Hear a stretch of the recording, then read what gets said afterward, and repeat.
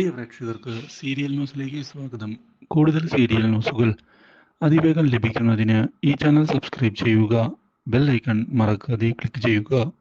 Video ഇഷ്ടമായി എങ്കിൽ like ചെയ്യാൻ മറക്കരുത്.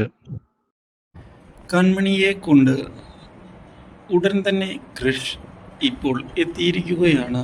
സാഗറിൻ്റെ മുന്നിൽ കൺമണിയെ കാണുന്ന സാഗർ, കൺമണി, കാര്യങ്ങളെല്ലാം എനിക്കറിയാം.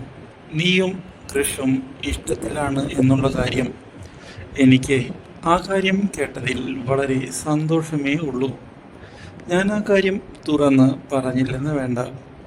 പക്ഷേ ഇപ്പോൾ ആൻറ്റിയമ്മയും സുജയുമെല്ലാം നിങ്ങൾക്ക് എതിരാണ്. അതുകൊണ്ട് കുറച്ച് സമയം നൽകണം ഇതെല്ലാം ഒന്ന് സോർട്ട് ഔട്ട് ചെയ്യുന്നതിന്. മനസ്സിലായോ? അതിനെന്താ അങ്കിൾ, ഒരു പ്രശ്നവുമില്ല, ഞാൻ കാത്തിരിക്കാൻ തയ്യാറാണ്.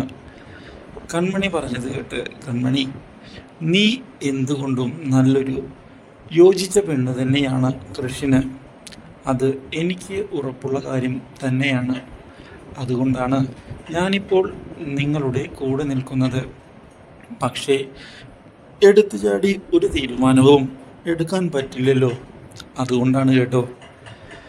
ഈ കാര്യം തൽക്കാലത്തേക്ക് മറ്റാരും അറിയണ്ട. ഞാൻ സുജയെ വഴിയെ കാര്യങ്ങൾ പറഞ്ഞ് സമ്മതിപ്പിച്ചുകൊള്ളാം.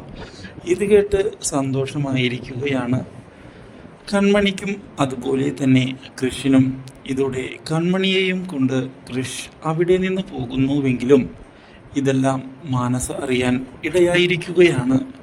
ഇതോടെ മാനസ പ്രതികാരവുമായി മുന്നിലേക്ക് എത്തുന്നു. Do like, share and subscribe.